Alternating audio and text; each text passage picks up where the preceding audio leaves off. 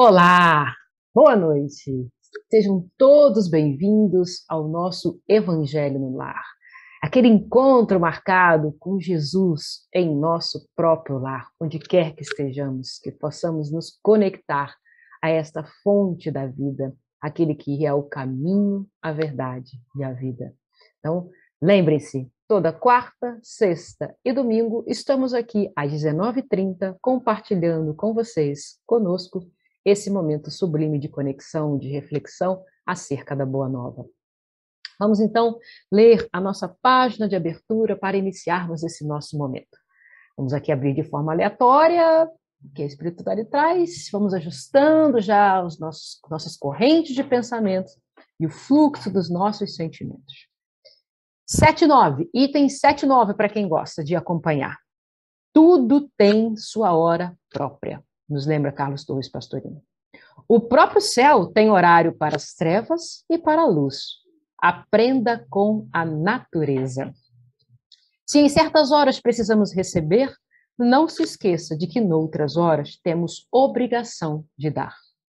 Ajude, pois, mas sem querer substituir-se a quem você ajuda. Cada um precisa caminhar com seus próprios pés para aprender a viver. Saiba distinguir o momento oportuno de dar e de receber.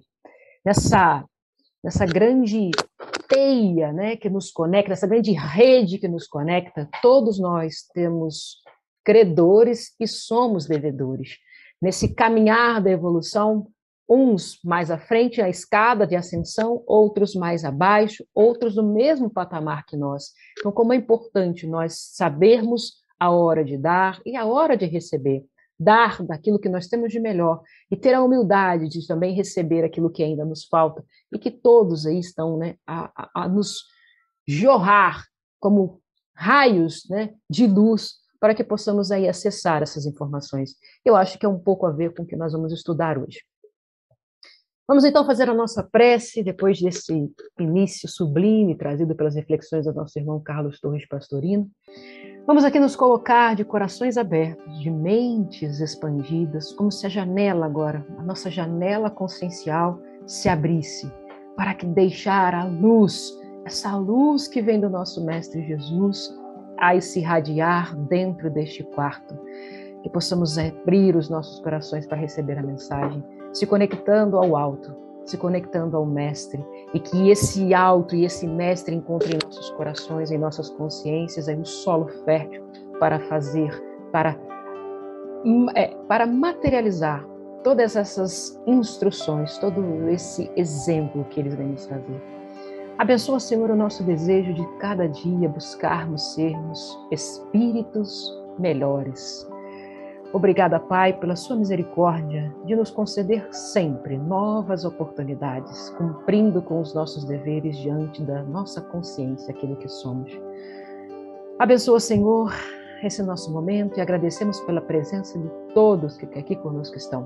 Nos ilumine, nos inspire, nos ampare, hoje e sempre.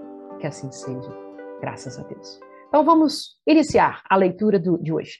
Trouxe um capítulo do livro Jesus no Lar, livro que eu gosto muito de usar também para o meu Evangelho no Lar, inspirado também aí por um amigo muito querido, que nos convida a sermos finos instrumentos de Jesus, dessa espiritualidade amiga, né? Então, o capítulo 3 do livro Jesus no Lar, um livro trazido pelo Espírito Ney Lúcio, através das mãos da mediunidade de Chico Francisco Cândido Xavier, nosso, né, querido Chico.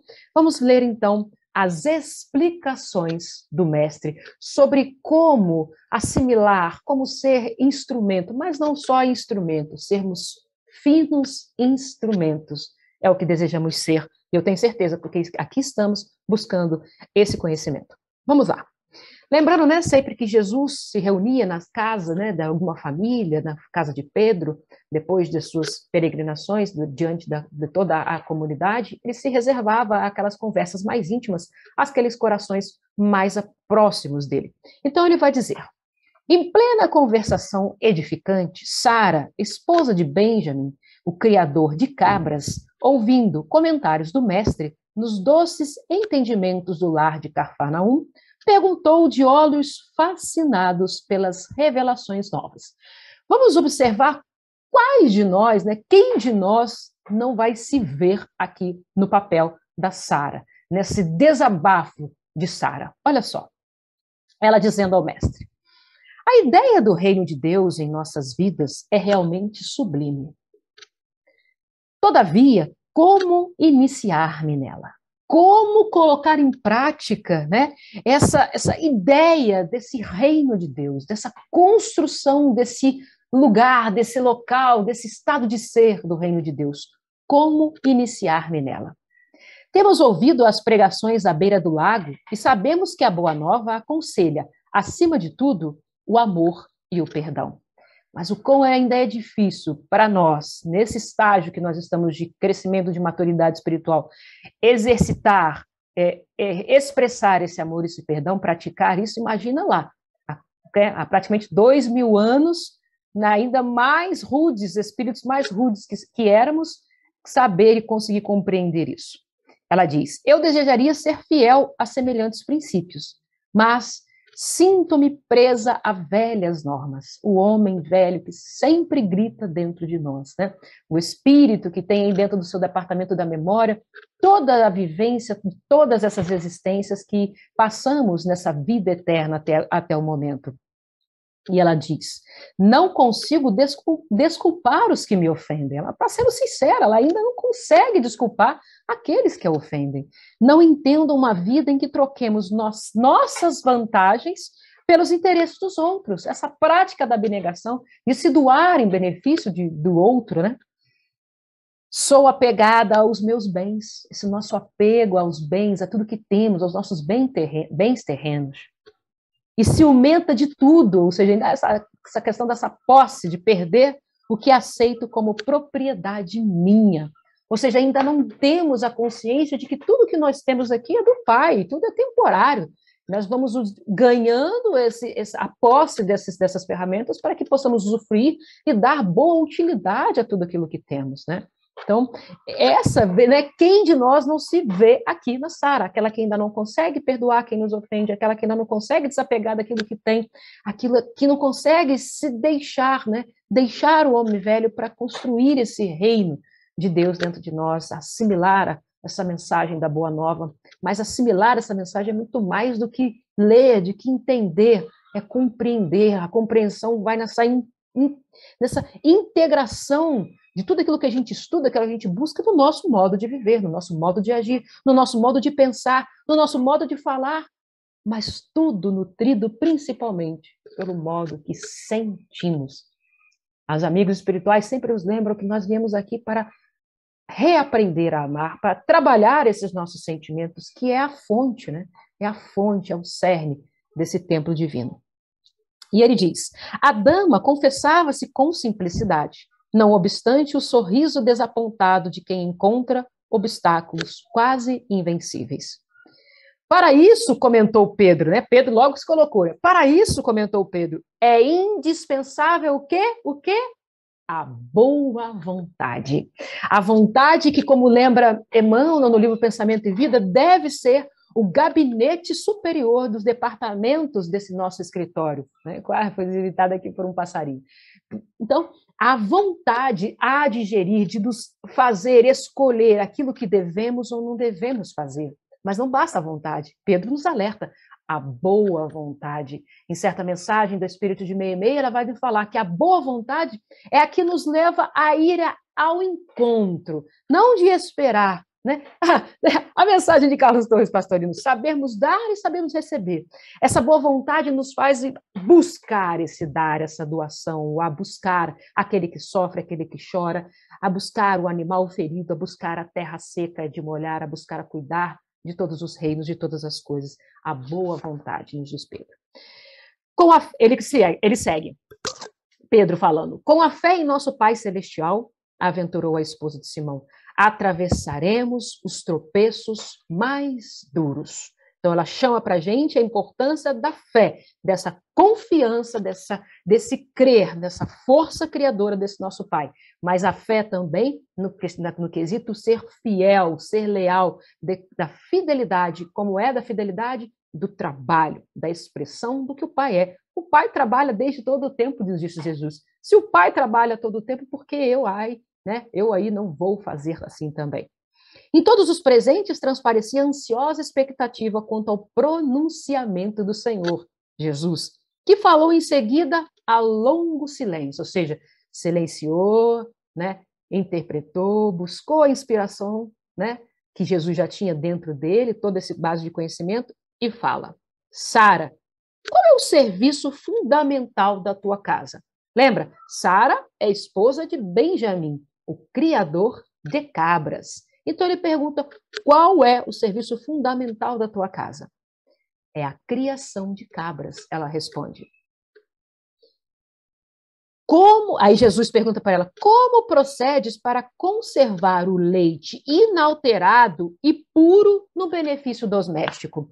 Como não deixar aquele leite, que é ali uma fonte de sustento da família, essa fonte ali, como não deixar esse leite estragar, ou seja, se alterar, daquela pureza?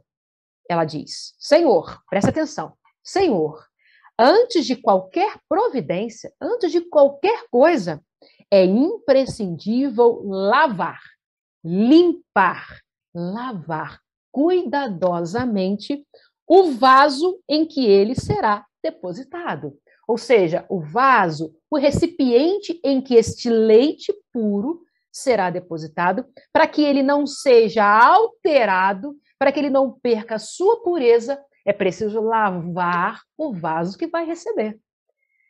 Será que nós podemos tomar esse leite, que é o alimento, ali a fonte da vida, a fonte do sustento, não do sustento aqui, vamos sair do material, mas para o sustento do espírito, esse leite, essa água da vida, que nós então podemos trazer para a vida dessa instrução de Jesus, que nós precisamos nos lavar o vaso que somos, essa consciência que somos, que podemos lavar para que possamos receber a mensagem que vem do alto, a boa nova, e que nós não a alteremos conforme nossas más tendências. Esse homem velho. Vamos lá. Se qualquer detrito ficar na ânfora, nos explica Sara, em breve todo o leite se toca de franco azedume e já não servirá para os serviços mais delicados. Ora, então Jesus nos convida nessa reflexão a saber, se nós não lavarmos esse nosso vaso, se deixarmos ainda os detritos do orgulho, do egoísmo, da vaidade, as maledicências, tudo que corrói o espírito, a gente aí vai deturpar, a mensagem vai chegar, mas nós vamos deturpar a mensagem, nós não vamos aproveitar a pureza da mensagem, nós vamos distorcer essa mensagem. Jesus sorriu e explanou. Ouvimos o mestre. Ouçamos o mestre, me desculpa. Assim é a revelação celeste no coração humano, ou seja, esse vaso aqui, lembra? Viemos aqui para reaprender a trabalhar os sentimentos. Se não purificamos o vaso da alma, o conhecimento, não obstante superior, confunde-se com as sujidades de nosso íntimo, como que se degenerando, reduzindo a proporção dos bens que poderíamos recolher. Então, há necessidade de limparmos essa alma, esse vaso. Em verdade, Moisés e os profetas foram valorosos portadores de mensagens divinas. Lembrando, eu não vim destruir a lei, mas eu vim aí complementá-la, eu vim executá-la. Mas os descendentes do povo escolhido não purificaram suficientemente o receptáculo vivo do Espírito para recebê-las. Então, nós deturpamos a mensagem que outrora já veio através de Moisés. Claro que uma mensagem adequada ao nosso amadurecimento. Moisés trouxe uma mensagem imperativa que dizia o que nós não deveríamos fazer, até que vem Jesus e nos fala como fazer. Não mais o que não deveríamos fazer, mas como o que deveríamos já fazer na lei do amor. E ele segue. É por isso que os nossos contemporâneos são justos e injustos, ou seja, aquele que preparou melhor o vaso, que limpou melhor o vaso, hoje é o justo. Aquele que não preparou da forma adequada o vaso é o injusto. E ele vai trazendo essas ambiguidades, crentes e incrédulos, bons e maus ao mesmo tempo. Estamos todos aqui nesse mundo vivenciando essas experiências, tendo uns com o vaso limpo, outros não. Uns conseguiram assimilar melhor essa mensagem, outros não. O leite puro dos esclarecimentos elevados penetra o coração como alimento novo, mas aí se mistura com a ferrugem do egoísmo velho. Do serviço renovador da alma restará então o vinagre da incompreensão, adiando o trabalho efetivo do reino de Deus. Lembra? Olha, presta atenção, adiando. Então, sempre teremos a oportunidade de lavar o vaso, preparar esse receptáculo do coração para o leite puro do Evangelho. Né? Então, se não conseguimos por agora, o quanto antes nós nos coloquemos a limpar esse vaso. E como que os irmãos nos orientam a limpar esse vaso? Como limpar? Tendo novas e boas condutas, buscando o conhecimento dentro aí dessa forma da vida de Jesus, porque ele nos exemplificou a verdade. O que é, senão a verdade, senão as leis divinas, o conhecimento e a prática das leis divinas. Ele veio aqui e nos mostrou, então, que nós possamos ir renovando os nossos pensamentos. Primeiro, os nossos sentimentos, que é a base de tudo, renovar os nossos sentimentos, alimentar os sentimentos sublimes, né? Sair do instinto, sair das emoções arraigadas e se elevar aos sentimentos puros, e a pureza maior desse sentimento é o amor, esse amor que Jesus nos trouxe na sua forma de amor incondicional por tudo e por todos. E aí, a gente, através dessa renovação de sentimentos, da pureza dos sentimentos, vamos alimentando cada vez mais melhores pensamentos, expressando melhor as nossas palavras, conduzindo e agindo melhor em tudo que nós fazemos. Né? Então, essa é a forma de lavarmos o nosso vaso. Deixar o orgulho, o egoísmo, a vaidade, todas essas impurezas que nós alimentamos há tanto tempo em nosso coração, para que possamos receber e aproveitar esse leite puro, que é o alimento das nossas almas. E ele diz, a pequena assembleia na sala de Pedro recebia a lição sublime e singela, comovidamente, sem qualquer interferência verbal. O mestre, porém, levantando-se com discrição e humildade, afagou os cabelos da senhora que o interpelara e concluiu generoso. Prestem atenção.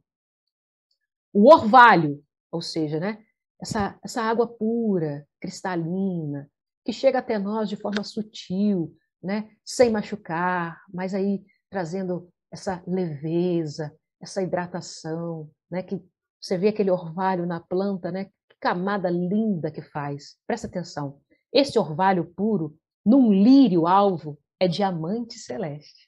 Ou seja, quando esse receptáculo, essa superfície que o orvalho cai, é um lírio, tá limpo, esse orvalho é um diamante celeste. Ou seja, encontra ali também uma sintonia para aquilo que ele traz. Mas, tem um mas. Na poeira da estrada, ou seja, naquele recipiente sujo ainda, com impurezas, com aquela poeira da estrada, é gota lamacenta. Ou seja, não vai conseguir refletir a pureza da sua mensagem. Não te esqueças dessa verdade simples e clara da natureza, pois a natureza reflete a perfeição da criação. Observemos a natureza, como ele sempre nos diz, e a gente vai ver como tudo coopera, como tudo trabalha para essa lei de progresso. Então, meus irmãos, que possamos aí abrir o nosso vaso, limpar o nosso vaso com novas ações, com novos pensamentos, com novos sentimentos, buscando nesse caminho, nessa verdade, nessa vida que foi o nosso mestre, que é o nosso mestre, a nossa bússola para o seguir. Agradeço a presença de todos vocês por estarmos aqui até esse momento juntos, refletindo sobre a Boa Nova, e que Jesus faça morada nesse nosso vaso, nesse nosso lar, nos nossos corações, esse templo da alma. Obrigada, Senhor, por mais este momento. Encha, Senhor, os nossos lares de luz, que nós possamos abrir as nossas janelas, limpar esta casa para receber, para que essa luz possa resplandecer e refletir toda a tua beleza, meu Pai. Obrigada pela sã doutrina dos Espíritos que vem nos tirar os véus e ter a possibilidade de entender melhor a mensagem que tu trouxestes através do Cristo, através de Jesus. Senhor, derrama sobre essas águas que aqui temos o remédio necessário para curar os nossos corpos. Obrigada, meu Pai, por todas as dádivas, por toda a sua misericórdia para conosco e que saibamos utilizar de todas essas ferramentas em nosso benefício, mas também, acima de tudo, em benefício de todos, em benefício da coletividade, contribuindo para a lei do progresso, para a lei da fraternidade.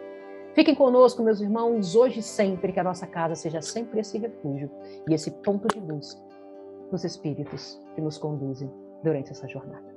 Fiquem com Deus, até breve, se assim Ele permitir.